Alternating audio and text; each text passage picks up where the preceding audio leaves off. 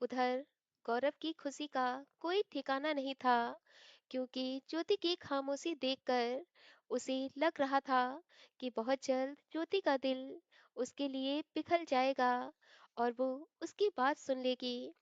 आज उसके चेहरे पर सुकून भरी मुस्कान थी। वो अपने मन पे कहता है, ज्योति, वो दिन दूर नहीं कि जब तुम्हारा दिल भी मुझसे इश्क करेगा और कहेगा कि तुम्हारा इश्क मुझे सुकून देता है।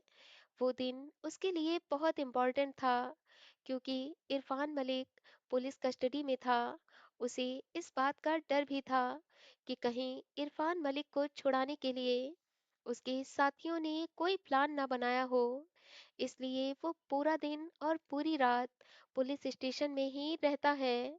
सुबह के वक्त वो फ्रेश होने के लिए घर आता है, तो एक बार फिर उसका सामना ज्योति से होता है।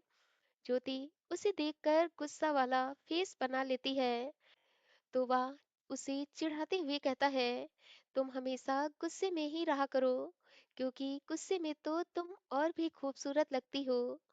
ज्योति अपने मन में कहती है, जितना खुश होना है खुश हो लो, क्योंकि कुछ घंटे बाद तुम्हारी जिंदगी तो वैसे भी बदलने वाली है।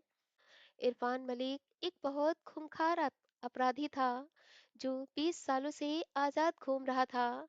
लेकिन गौरव ने उसके लिए एक ऐसा मास्टरमाइंड प्लान बनाया था कि वो खुद ब खुद उसके चंगुल में फंस गया। उसने जिस तरह से इरफान मलिक के खिलाफ एक एक करके सारे सबूत जुटाए थे, उस बात को लेकर उसके सीनियर अफसर उससे बहुत खुश थे और सभी उसकी हिम्मत और होशियारी की तारीफ कर रहे थे। थोड़ी देर में वो कोर्ट रूम पहुंच जाता है। कोर्ट रूम में बहुत हलचल थी। गौरव पूरी आत्मविश्वास के साथ जज के सामने खड़ा हुआ और फाइल आगे बढ़ा दी। जज ने फाइल खोली, एक पन्ना पलटा, फिर दूसरा, फिर तीसरा। उनकी भौहें सिकुड़ गईं और वह थोड़ा सख्त लहजे में बोले, ऑफिसर गौरव, सरकारी वकील का कहना था कि आपके पास इरफान मलिक के खिलाफ सारे सबूत हैं, पर इस फाइल में इरफान मलिक के खिलाफ कोई ठोस सबूत मौजूद नहीं है। ना कॉल डिटेल्स, ना गवाहों के बयान और ना फॉरेंसिक रिपोर्ट। ये सुनकर गौरव के पैरों तले से जमीन खिसक गई। उसने झट से फाइल देखी। वो सब कुछ जिसके लिए उसने महीनों रात दिन एक किया था, वो सारे सबूत गायब थे। सबूत ना होने की बात जानकर इरफान मलिक का वकील तुरंत खड़ा हुआ और बोला, माय लॉर्ड, सबूतों के अभाव में मेरे मुवक्किल को जमानत दी जाए। कुछ ही मिनटों बाद जज का फैसला आ गया। इरफान मलिक को जमानत पर रिहा किया जाता है। उसकी हथकड़ियां खुली तो इरफान मलिक मुस्कुराया और जाते जाते उसने गौरव की तरफ देखा, जैसे कह रहा हो, खेल अभी खत्म नहीं हुआ है। ऑफिसर गौरव वहीं खड़ा रह गया और अपनी नम आंखों से उसे जाते हुए देखता रहा। उसकी आंखों के सामने वो सारे दिन घूम गए जब उसने मलिक के ठिकानों पर रेड और छापे मारकर उसने अपनी ना जाने कितनी रातों की नींद हराम कर दी थी। आज वो सारी मेहनत उसकी बेकार हो गई थी, क्योंकि एक सातिर खूंखार अपराधी खुली हवा में सांस ले रहा था। कोर्ट से बाहर निकलते ही सीनियर अफसरों ने उसे घेर लिया। डीएसपी की आवाज गूंज उठी, गौरव, तुम्हें पता भी है कि आज तुम्हारी वजह से क्या हुआ है? वो उदास होकर बोला, सर, मेरे पास सारे सबूत थे, पर इतना कहते कहते गौरव की आवाज भर्रा गई और वो कुछ आगे बोल ही नहीं पाया। डीएसपी ने गुस्से में टोका, थे का क्या मतलब है? आज कोर्ट में कुछ भी नहीं था। एक और सीनियर अफसर आगे बढ़े और बोले, तुम्हारी एक लापरवाही से पूरा विभाग शर्मिंदा हो गया है। मीडिया सवाल उठा रही है कि जब इरफान मलिक के खिलाफ सारे सबूत थे, तो रातों रात सारे सबूत कहाँ चले गए? डीएसपी ने सख्त लहजे में कहा, गौरव, तुम्हें 48 घंटे का वक्त दिया जाता है। अगर तुम इरफान मलिक के खिलाफ सारे सबूत मुझे वापस नहीं दे पाए, तो मैं तुम्हें सस्पेंड कर दूंगा। गौरव सन्ने रह गया। डीएसपी की आवाज और कठोर हो गई। वो बोले, क्योंकि वो सारे सबूत तुम्हारी कस्टडी में थे और अब हालात ऐसे हैं कि मुझे शक हो रहा है कि कहीं तुम इरफान मलिक के हाथों बिक तो नहीं गए। गौरव के लिए ये शब्द किसी गोली से कम नहीं थे। 2 साल की नौकरी में उसने कभी भी ऐसा कोई काम नहीं किया था जिसकी वजह से उसके ऑफिसर उसकी ईमानदारी पर शक करते। गौरव की आंखें लाल हो गईं और वो बोला, सर, मेरी ईमानदारी पर सवाल मत उठाइए। मैंने अपनी जान दांव पर लगाकर उसे पकड़ा था। डीएसपी ने बिना पिघले कहा, ईमानदारी शब्दों से नहीं सबूतों से साबित होती है। इतना कहकर वो वहां से चले गए और गौरव वहीं खड़ा रह गया। एक तरफ आजाद घूमता अपराधी और दूसरी तरफ उसका कैरियर, उसकी वर्दी और उसकी सच्चाई सिर्फ 48 घंटों की मोहलत पर टंगे हुए थे। उसे कुछ भी समझ में नहीं आ रहा था कि अब वो एक बार फिर से वो सारे सबूत कैसे इकट्ठा करे। वो अपनी गाड़ी में आकर बैठ जाता है और मन में सोचता है कि फाइल जब उसके घर में थी और इस समय तो उसके घर में उसके और ज्योति के सिवाय और कोई नहीं है। उसने तो अपने घर की सिक्योरिटी भी इतनी हाई कर रखी है कि कोई बाहर से परिंदा भी पर नहीं मार सकता। तो फिर इतनी सख्त सिक्योरिटी के बाद भी कोई उसके घर में कैसे आ गया? ज्योति ने जल्दबाजी में वो सारे सबूत अपने गद्दे के नीचे रख दिए थे और ऑफिस चली गई थी। उसे बार बार गौरव की वो बात याद आ रही थी कि तुम गुस्से में और भी ज्यादा खूबसूरत लगती हो। वैसे तो गौरव की ये बात बिल्कुल सिंपल सी बात थी, लेकिन फिर भी इस बात को याद करके उसका दिल धड़क रहा था। वो अपने मन में कहती है, इस लड़के का कोई भरोसा नहीं है। पता नहीं ये कब क्या कर बैठे। पिछली बार भी इसने अच्छा बनकर ही मेरे साथ बुरा किया था। जरूर इस बार भी ये कोई ऐसा ही प्लान बना रहा होगा। उधर गौरव अपने घर की सारी सिक्योरिटी चेक करते हुए सीसीटीवी के फुटेज देख रहा था कि आखिर उसके घर में कौन आया जिसने उस फाइल के साथ छेड़छाड़ किया है। सब कुछ चेक करने के बाद भी उसे कुछ भी नहीं मिलता है और अंत में वो थक हार कर वो वहीं सोफे पर बैठ जाता है। और कब उसे नींद आ जाती है उसे खुद भी नहीं पता चलता।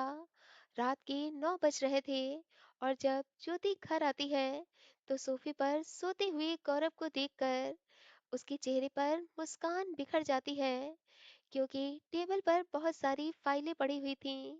उसका लैपटॉप भी टेबल पर रखा था जिसमें सीसीटीवी की फुटेज चल रही थी। और इतना सब कुछ देखने के बाद ज्योति समझ गई थी कि गौरव के खिलाफ सख्त एक्शन लिया गया है। वो तंज हंसी हंसते हुए अपने मन में कहती है, गौरव, तुम सोच भी नहीं सकते कि तुम्हें इस रूप में देखकर मुझे कितना सुकून मिल रहा है और आगे भी मिलेगा, क्योंकि ये खेल अभी यहीं पर खत्म नहीं होगा।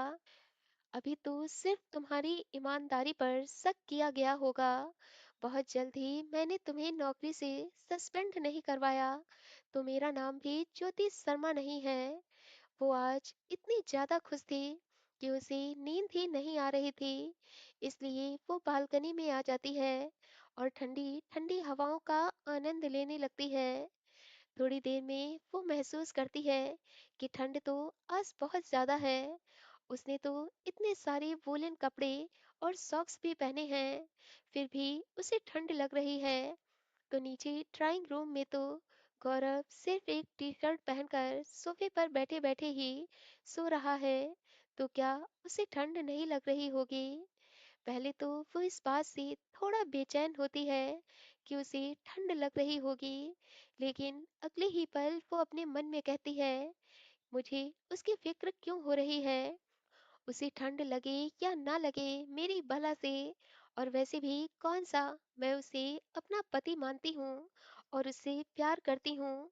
जो उसके मर जाने पर मुझे दुख होगा, वो ये बात अपने मन में सोच तो लेती है, लेकिन उसे अपनी कही हुई बातें खुद ही अच्छी नहीं लगती और उसके कदम खुद ब खुद ड्राइंग रूम में आ जाते हैं। वो देखती है कि गौरव सोफे पर सिकुड़ कर लेटा हुआ है, तो वो समझ जाती है कि उसे ठंड लग रही है। वो उसे जगाने के लिए अपना हाथ आगे बढ़ाती है। तभी कुछ सोचकर वो अपना हाथ पीछे कर लेती है और कहती है, गौरव, तुम्हें छूकर मैं अपने हाथ गंदे नहीं करना चाहती। इतना कहते हुए वो एक कंबल ले आती है और गौरव के ऊपर डाल देती है। अगली सुबह जब गौरव सोकर उठता है, तो अपने ऊपर ब्लैंकेट देखकर वो मुस्कुराने लगता है। वो जब घड़ी में देखता है, तो सुबह के 9 बज रहे थे और ज्योति ऑफिस के लिए रेडी हो रही थी। वो जल्दी से उठ जाता है और ज्योति से कहता है, तुमने मुझे क्यों नहीं जगाया? ज्योति को उसकी बात पर गुस्सा तो बहुत आता है और वो अपने मन में कहती है, क्योंकि मैं तुम्हारी नौकरानी नहीं हूँ। लेकिन वो गौरव को कोई जवाब नहीं देती और मुस्कुराते हुए ब्रेकफास्ट करने लगती है। ज्योति का आज बदला हुआ रूप देखकर गौरव को बहुत आश्चर्य होता है। वो अपने मन में कहता है कि ये आज इतनी ज्यादा खुश क्यों है। तभी उसके फोन पर कॉल आने लगती है। कॉल सीनियर ऑफिसर का था और वह उससे पूछ रहे थे कि तुम्हें सबूत मिले या नहीं। गौरव कहता है, सर, मैं पूरी कोशिश कर रहा हूँ कि पता लगा सकूं कि आखिर फाइल से सबूत कहाँ गए। ऑफिसर, तुम्हारे पास सिर्फ 48 घंटे का समय है और अगर इन 48 घंटे में तुम वो सबूत नहीं ला पाए, तो तुम्हारे खिलाफ एक्शन लिया जाएगा। इतना कहते हुए वो फोन कट कर देते हैं और गौरव अपना सर पकड़कर एक बार फिर वहीं सोफे पर बैठ जाता है। वो गुस्से से एक फाइल को जोर से फेंकते हुए कहता है, जिसने भी मेरी मेहनत बर्बाद करने की कोशिश की है, उसे तो मैं छोड़ूंगा नहीं। वो जितना परेशान हो रहा था, उससे कहीं ज्यादा ज्योति खुश हो रही थी। वो एक गाना गुनगुनाते हुए गौरव के पास आती है और तंजियन हंसी हंसते हुए कहती है, क्या हुआ, परेशान लग रहे हो? ज्योति, मेरी फाइल से किसी ने वो इतना ही बोला था कि ज्योति टॉन्ट मारते हुए कहती है, हर व्यक्ति को उसके कर्मों की सजा इसी जन्म में मिलती है और तुम्हें भी मिलना शुरू हो गई है। अब करो एंजॉय अपनी लाइफ। और फिर वो बेचारा सा मुंह बनाते हुए कहती है, सुनो, अब कोई कुक हायर मत करना, क्योंकि अब तुम्हारी नौकरी तो रहेगी नहीं, तो घर में पड़े पड़े क्या करोगे? कम से कम तो वक्त का खाना ही बना लिया करना। इतना कहते हुए वो वहां से चली गई थी और गौरव को समझने में एक पल की भी देरी नहीं लगी थी कि ज्योति को सारी सच्चाई पता है। वो अपने मन में कहता है कि आखिर ज्योति को ये कैसे पता चला कि मुझे सबूतों के न मिलने पर सस्पेंड किया जा सकता है। उसे एक पल के लिए ज्योति पर शक होता है, लेकिन ये सोचकर कि ज्योति डीआईजी आलोक शर्मा की बेटी है और वो ये बात अच्छी तरह से जानती है कि सबूत के साथ छेड़छाड़ करने पर कोई भी क्रिमिनल आसानी से बचकर निकल जाएगा। वो मुझे परेशान करने के लिए मुझे कड़वी बातें कह सकती है, लेकिन सबूत को गायब नहीं कर सकती। गौरव पूरे दिन सबूत की तलाश में दर दर भटकता रहता है। इस तरह से 48 घंटे हो जाते हैं और गौरव को इंक्वायरी के लिए हेड ऑफिस बुलाया जाता है। गौरव बहुत दुखी था। वो बुझे मन से हेड ऑफिस जाने के लिए रेडी होता है। अभी थोड़ा टाइम बाकी था, इसलिए जाने से पहले वो ज्योति को ये बताने के लिए उसके कमरे में जाता है। 2 हफ्ते बाद आने वाली है, इसलिए वो या तो अपने मायके चली जाए या फिर गौरव के कमरे में आकर रहे, क्योंकि दादी जब देखेंगी कि वो दूसरे कमरे में रह रही है, तो उन्हें ये बिल्कुल भी अच्छा नहीं लगेगा। ज्योति वॉशरूम में थी, इसलिए वो रूम में खड़ा होकर ज्योति का वेट करने लगता है। उसे प्यास लग रही थी, इसलिए वो टेबल पर रखे ग्लास से पानी पीने लगता है। तभी ज्योति वहां आ जाती है और जैसे ही वो गौरव को देखती है, तो गुस्सा करते हुए कहती है, मेरे कमरे में मुझसे बिना पूछे क्यों आए? ज्योति, मुझे तुमसे कुछ बात करनी है। मुझे तुम्हारी कोई बात नहीं सुननी। इतना कहते हुए ज्योति जैसे ही आगे बढ़ती है कि उसका पैर फिसल जाता है, और वो जैसे ही गिरने लगती है कि गौरव के हाथों से पानी का गिलास छूट जाता है, और वो आगे बढ़कर ज्योति को अपनी बाहों में थाम लेता है। कुछ पल के लिए उन दोनों के बीच खामोशी छा जाती है। गौरव उसकी आंखों में कुछ इस तरह से खो जाता है कि एक पल के लिए सब कुछ भूल जाता है।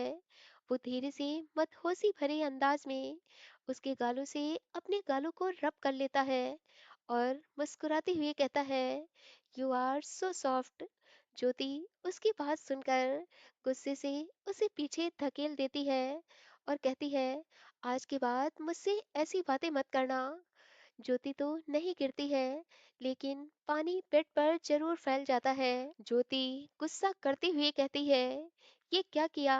पूरा पानी ही बेड पर फैला दिया। अब मैं किस पर लेटूंगी? कोई बात नहीं, दूसरा गद्दा ले लेना। मैं इसे अभी बाहर धूप में डाल देता हूँ। इतना कहते हुए वो गद्दे को उस तरफ से उठाता है जिस तरफ ज्योति ने जल्दी में वो सबूत वाले पन्ने रख दिए थे। ज्योति जब तक आगे बढ़कर उन पेपर्स को उठाती, तब तक गौरव वो सारे पेपर्स देख चुका था। वो गद्दे को वहीं पर रख देता है और उन सारे पेपर्स को उठाकर देखने लगता है। जैसे जैसे वो पेपर्स देख रहा था, उसकी आंखें लाल और माथे पर बल पड़ते जा रहे थे।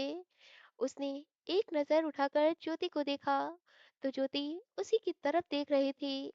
गौरव को समझने में एक पल की भी देरी नहीं लगी कि उसकी फाइल से वो सारे सबूत निकालने वाली ज्योति ही है।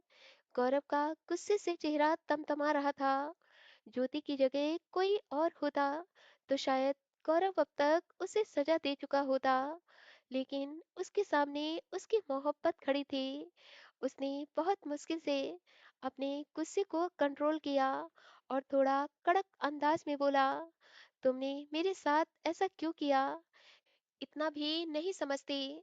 तुमसे बदला लेने के लिए, तुम्हें सस्पेंड कराने के लिए और तुम्हें जेल भेजने के लिए।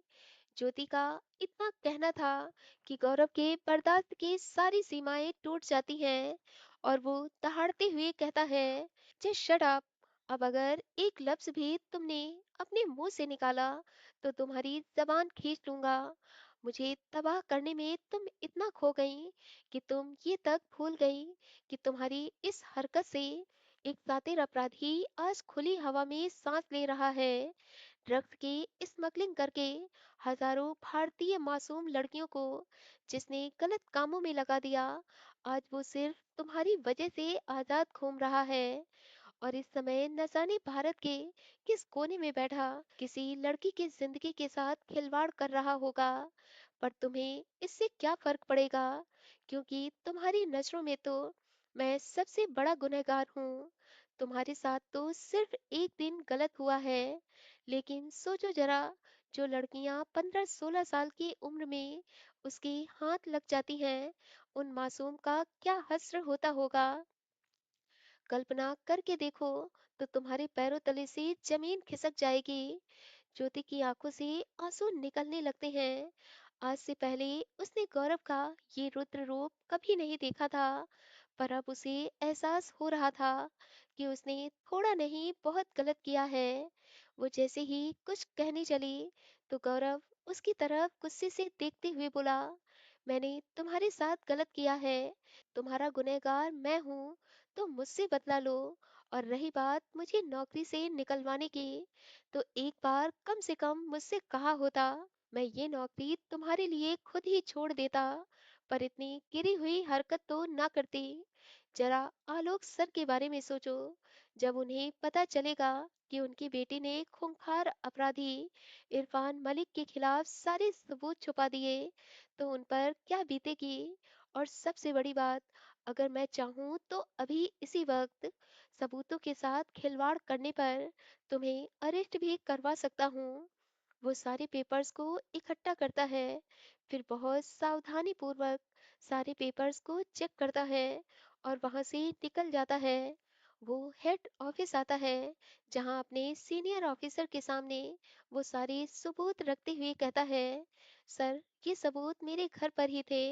आई एम सॉरी, मुझसे इतनी बड़ी लापरवाही हो गई। नेक्स्ट टाइम से मैं ध्यान रखूंगा। गौरव सस्पेंड नहीं किया जाता है और एक बार फिर वो इरफान मलिक को ढूंढने में लग जाता है। उधर ज्योति कमरे में बैठी आंसू बहा रही थी कि तभी उसके फोन पर कॉल आती है और उसकी फ्रेंड उसे बताती है कि ज्योति मुंबई में एक बहुत बड़े न्यूरो डॉक्टर हैं। लोग कहते हैं कि कोमा के मरीजों के लिए वो आखिरी उम्मीद होते हैं। उन्होंने कई ऐसे केस संभाले हैं जिन्होंने जिन्हें डॉक्टरों ने जवाब दे दिया था। फोन काटते ही ज्योति की आंखों में पहली बार उम्मीद की चमक आई थी। वो थोड़ी ही देर में हॉस्पिटल पहुंच जाती है और डॉक्टर से कहती है, सर अगर हम पापा को मुंबई ले जाएं तो क्या कोई चांस है? डॉक्टर ने गहरी सांस ली और बोले, रिस्क तो है, लेकिन अगर आप ट्रांसफर कराना चाहती हैं तो कोमा की हालत में ट्रेवल सिर्फ आईसीयू एम्बुलेंस से ही मुमकिन है। ज्योति ने अपने पापा का ठंडा हाथ थाम लिया और भर्राई आवाज में फुसफुसाई, पापा आप हार नहीं मान सकते। मैं आपको वहां ले जाऊंगी जहां से आप जरूर वापस लौटेंगे। वो फोन पर उस डॉक्टर से कांटेक्ट करती है और 4 दिन बाद अपने पापा को मुंबई ले जाने के लिए सारी तैयारी कर लेती है। गौरव जब शाम को आता है तो ज्योति से कोई बात नहीं करता। ज्योति भी ना तो उससे सॉरी बोलती है और ना ही कोई बात करती है। धीरे धीरे 4 दिन बीत गए थे और उन दोनों ने एक दूसरे से कोई बात नहीं की थी। ज्योति ने तो गौरव को कोई बात नहीं बताई थी, लेकिन ज्योति की मम्मी ने गौरव को फोन पर सारी बात बताई थी और कहा था कि वो ज्योति के साथ मुंबई जाना तो चाहती हैं, लेकिन यहाँ नैना के एग्जाम चल रहे हैं, इसलिए वो ज्योति के साथ आज मुंबई नहीं जा पाएंगे। ज्योति अपने पापा को लेकर जैसे ही एम्बुलेंस में बैठती है तो गौरव भी अपनी गाड़ी लेकर वहां पहुंच जाता है। वो डॉक्टर से कुछ बात करता है और फिर खुद भी एम्बुलेंस में आकर बैठ जाता है। एम्बुलेंस का दरवाजा बंद हुआ। ज्योति और गौरव आमने सामने बैठे थे, बीच में आलोक जी। एक ही सफर में दो टूटी हुई जिंदगियां एक साथ चल पड़ी। ज्योति उसे हैरानी भरी नजरों से देखने लगती है तो वो कुछ नहीं बोलता और चुपचाप बस ज्योति को देखता रहता है, मानो वो उससे कह रहा हो कि मेरे रहते तुम किसी भी सफर में अकेले नहीं रह सकती। पूरी रास्ते उन दोनों के बीच खामोशी छाई थी। कभी कभी ज्योति की नजरें उसकी नजरों से टकरा जाती तो ज्योति दूसरी तरफ देखने लगती और इस बात से गौरव अपने मन में कहता, ज्योति एक दिन जरूर ऐसा आएगा जब तुम्हारी नजरें मेरे चेहरे से नहीं हटेंगी। कुछ घंटों के सफर के बाद ज्योति और गौरव मुंबई पहुंच गए थे। हॉस्पिटल में सारी फॉर्मेलिटी पूरी करते हुए उन्होंने आलोक जी को हॉस्पिटल में एडमिट भी करा दिया था और डॉक्टर शशांक राजपूत आलोक जी के केस स्टडी करने के बाद ज्योति को दिलासा देते हुए कह रहे थे, डोंट वरी, आपके पापा बहुत जल्द ठीक हो जाएंगे। उनकी बात सुनकर ज्योति की आंखों में आंसू आ जाते हैं। डॉक्टर शशांक बहुत खुश मिजाज नेचर के थे।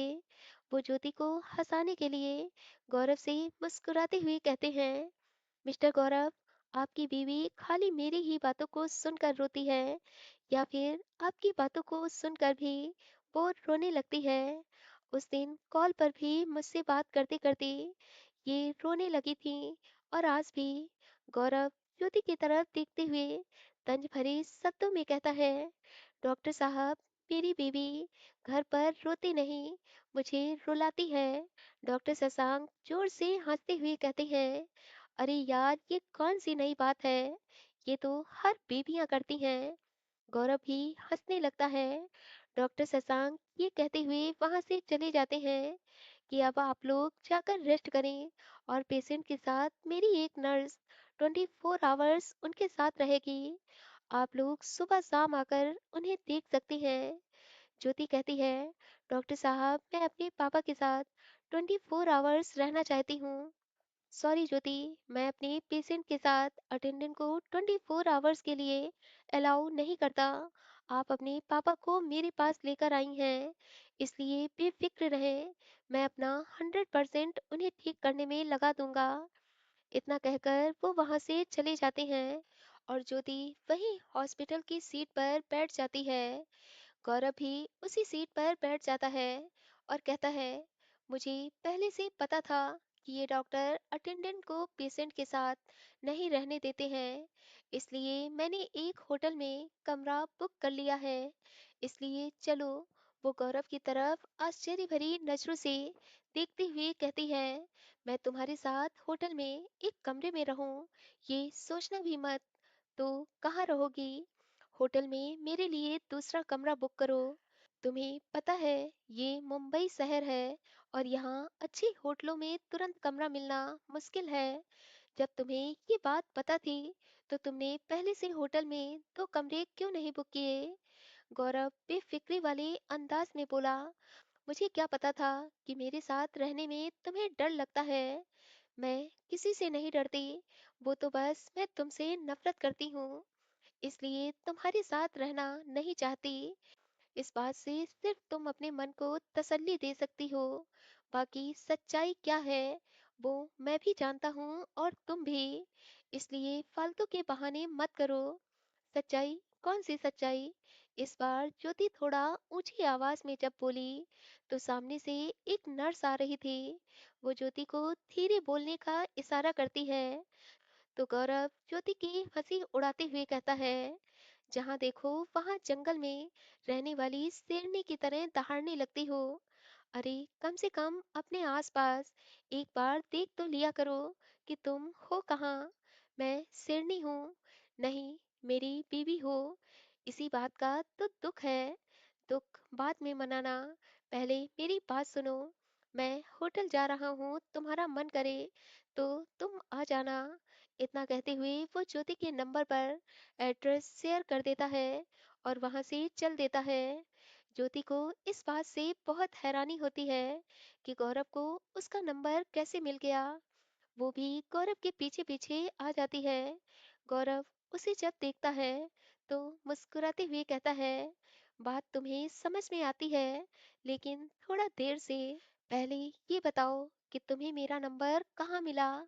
गौरव उसकी तरफ देखता है और फिर अपने फोन से गाड़ी बुक करने लगता है। ज्योति एक बार फिर पूछती है, तुम्हें मेरा नंबर कहाँ से मिला? और इस बार भी गौरव उसे कोई जवाब नहीं देता। ज्योति एक बार फिर उससे गुस्से भरे लहजे में वही सवाल पूछती है और जब इस बार भी गौरव उसे कोई जवाब नहीं देता तो वह गुस्से से गौरव का फोन छीन लेती है और कहती है, जब तक तुम मुझे नहीं बताओगे कि तुम्हें मेरा नंबर कहाँ से मिला, तब तक मैं तुम्हें फोन नहीं दूंगी। गौरव अपने एक हाथ से उसकी कमर को पकड़कर उसे अपने पास कर लेता है और दूसरे हाथ से फोन छीन लेता है। गौरव की इस हरकत पर ज्योति को बहुत गुस्सा आता है। वो गौरव से खुद को छुड़ाने की कोशिश करती है तो गौरव उसके बालों में लगे हुए क्लेचर को निकाल देता है, जिस वजह से ज्योति के पूरे बाल बिखर जाते हैं। गौरव ज्योति के चेहरे पर बिखरे हुए बालों को फूंक मारते हुए पूरे चेहरे से हटा देता है और बहुत प्यार भरे अंदाज में कहता है, बिखरे हुए बालों में काफी खूबसूरत लगती हो। ये तीसरी बार था जब गौरव उसकी तारीफ कर रहा था। ज्योति अपने चेहरे पर उसकी सांसों को महसूस करती है तो उसे अपने तन बदन में एक अजीब सी हलचल महसूस होती है। वो जल्दी से अपनी नजरें झुका लेती है। उसे शर्माते हुए देखकर गौरव भी उसे छोड़ देता है। थोड़ी देर में कैब आ जाती है और वह लोग होटल पहुंच जाते हैं। ज्योति रिसेप्शन पर जाकर एक और रूम की बात करती है पर वहां उसे रिसेप्शनिस्ट बताती है कि सारे रूम बुक हैं। ज्योति रिसेप्शनिस्ट से रिक्वेस्ट करते हुए कहती है, मैम प्लीज, अगर कोई रूम खाली हो तो आप मुझे बता देना। ओके। ज्योति लिफ्ट की तरफ चली जाती है और गौरव मुस्कुराते हुए उस रिसेप्शनिस्ट से कहता है, मैम, दूसरे रूम की कोई ज़रूरत नहीं है, सो प्लीज़ आप मेरी वाइफ को कांटेक्ट मत करना। रिसेप्शनिस्ट मुस्कुराते हुए कहती है, okay sir, have a nice day. Gaurav मुस्कुराते हुए अपने आप से कहता है, नाइस डे तो तब होगा जब एंग्री बर्ड गौरव प्रताप सिंह की बाहों में होगी। कुछ देर बाद जैसे ही गौरव और ज्योति कमरे में दाखिल हुए तो ज्योति की नज़र चारों तरफ घूम गई। 5 स्टार होटल का वो कमरा, सॉफ्ट लाइट, सलीके से सजा बेड और बड़े शीशों वाली दीवारों के साथ बेहद शांत और आलीशान लग रहा था। एक पल को उसे लगा कि इतनी भाग दौड़ और दर्द के बीच ये सुकून भरा कमरा उसे बहुत राहत दे रहा है। तभी ज्योति की नजर घूमते घूमते कमरे के एक कोने पर जाकर ठहर गई। वहां ट्रांसपेरेंट ग्लास से बना ओपन कॉन्सेप्ट बाथरूम था, जिसके अंदर सॉफ्ट लाइट्स चमक रहे थे। बाथरूम को देखते ही ज्योति गौरव पर गुस्सा करते हुए कहती है, तुमने ऐसा रूम क्यों बुक किया जिसमें नहाते समय सब कुछ दिखाई दे? दिखाई तो देगा, लेकिन जब तुम देखना चाहोगी तब। इतना कहते हुए वो बेड पर लेट जाता है और जैसे ही कंबल ओढ़ने लगता है तो ज्योति कहती है, इस बेड पर मैं लेटूंगी। गौरव उससे कोई बहस नहीं करता और चुपचाप जाकर काउच पर लेट जाता है। ज्योति दिन भर की थकी थी, इसलिए वो बहुत जल्द ही सो जाती है। और गौरव जैसे ही देखता है कि ज्योति सो गई है तो वो चुपके से अपनी पिलो उठाता है और बेड पर लेट जाता है। जब से उसकी शादी हुई थी तब से वो इस पल का इंतजार कर रहा था कि ज्योति उसके साथ बेड पर लेटेगी। और आज ज्योति सचमुच बेड पर उसके साथ लेटी थी और इस बात से गौरव बहुत खुश था। वो थोड़ा और करीब आ जाता है और उसके बालों की खुशबू को महसूस करते हुए अपने मन में कहता है, ज्योति, जब मैंने पहली बार तुम्हें उस दिन क्लास में देखा था तब मैंने सोचा भी नहीं था कि मेरा दिल तुम्हारे लिए इस कदर पागल हो जाएगा, कि तुम मेरा जुनून, मेरी मोहब्बत बन जाओगी। अब तो बस यही तमन्ना है कि तुम मेरी बात सुन लो और मुझे माफ कर दो, और मुझे माफ कर दो। वो बहुत देर तक ज्योति के चेहरे को देखता रहता है। तभी ज्योति अचानक करवट बदलती है और नींद में ही अपने ऊपर से कंबल हटा देती है, जिस वजह से ज्योति की नाजुक धड़कनें गौरव को दिखने लगती हैं। गौरव मुस्कुराते हुए कहता है, यार, ऐसे ना तड़पाओ कि दिल अपनी ख्वाहिश पूरी करने की जिद करने लगे। वो धीरे से कंबल उठाता है और ज्योति के ऊपर डालते हुए कहता है, इन धड़कनों का तलबगार मैं तब बनूंगा जब तुम मुझे इजाजत दोगी। तब तक के लिए ये बंद पर्दे में ही अच्छी लगती हैं। अगली सुबह ज्योति के जागने से पहले ही वो उठकर बाथरूम में नहाने लगता है। कमरे की खामोशी में अचानक शावर की हल्की आवाज गूंजी तो ज्योति की नींद टूट गई। उसने आंखें खोली तो नजर अपने आप बाथरूम की तरफ चली गई। ट्रांसपेरेंट ग्लास के उस पार पानी की धाराओं के बीच उसे गौरव की परछाई नजर आ रही थी, जिसे देखकर ज्योति एक पल के लिए ठिठक गई। वो सुडोल कदकाठी वाला एक भरपूर मर्द था, जिसे देखकर उसका दिल जाने क्यों तेज धड़कने लगा। लेकिन उसकी एक झलक ने उसके भीतर अजीब सी हलचल पैदा कर दी थी। उसने तुरंत नजरें हटा लीं, लेकिन दिल मानने को तैयार नहीं था। इसलिए एक बार फिर उसकी निगाहें उस तरफ ही चली गईं, जहां गौरव इस बात से अनजान कि ज्योति जग गई है। ज्योति अपने मन में कहती है, ये मुझे क्या हो रहा है? क्यों मुझे अब इस इंसान पर गुस्सा नहीं आता? कहीं ऐसा तो नहीं कि मेरा मन इसके प्रति बदल रहा है? तभी वहां गौरव आ जाता है और उसकी तरफ देखते हुए कहता है, उस दिन जब मैंने तुम्हें नहाते समय देख लिया था तब तो तुम बहुत चिल्ला रही थी, और आज मैंने तुम्हें नहाते हुए नहीं देखा है। यार, इतनी जरा सी बात पर झूठ क्यों बोल रही हो? मुझे कोई प्रॉब्लम नहीं है, तुम मेरी बीवी हो और मुझे शावर लेते हुए देख सकती हो और मेरे साथ शावर ले भी सकती हो। ये बार-बार बीवी कहना बंद करो। बीवी कहने से मैं तुम्हारी बीवी नहीं बन जाऊँगी। और हाँ, तुम्हारी ये फ्लर्टी बातों से मैं इम्प्रेस होने वाली नहीं हूँ। अच्छा, तो किससे इम्प्रेस होगी? रोमांस से। वो थोड़ा उसके पास आता है और कहता है, नानी माँ कहती हैं कि पति-पत्नी का रिश्ता 7 जन्मों का होता है। अगर तुमने मुझे इस जन्म में अपना पति नहीं माना, तो कोई बात नहीं, मैं अगले जन्म का इंतज़ार करूँगा।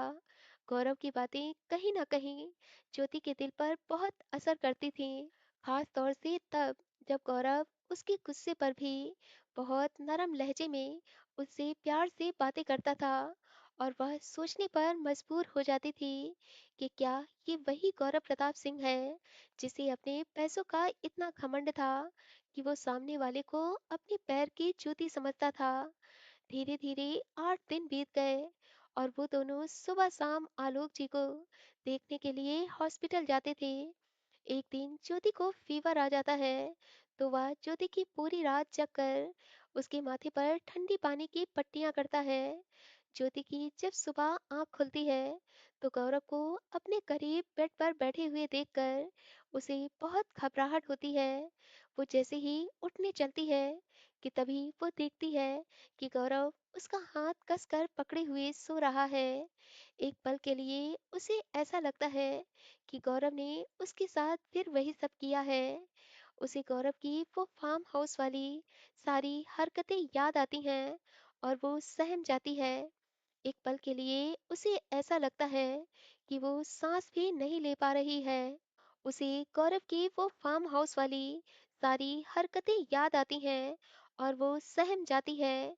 एक पल के लिए उसे ऐसा लगता है कि वो सांस भी नहीं ले पा रही है और जिस वजह से उसका दम घुटा जा रहा है। वो बहुत जोर जोर से सांस लेने की कोशिश करती है। तभी गौरव की आंखें खुल जाती हैं। वो ज्योति की ऐसी हालत देखता है, तो वह उसके चेहरे को अपने हाथों में लेते हुए कहता है, ज्योति काम डाउन, तुम्हें कुछ नहीं होगा। ज्योति उसे देखकर और भी ज्यादा पैनिक होने लगती है। गौरव को उसकी आंखों में बहुत दर्द नजर आता है। वो ज्योति को अपनी बाहों में भर कर कहता है, ज्योति प्लीज मुझे बताओ, तुम्हें क्या हुआ है। वो इतना ही बोला था कि ज्योति उसे बहुत कसकर पीछे धकेल देती है और कहती है, मेरे इस दर्द के जिम्मेदार तुम हो।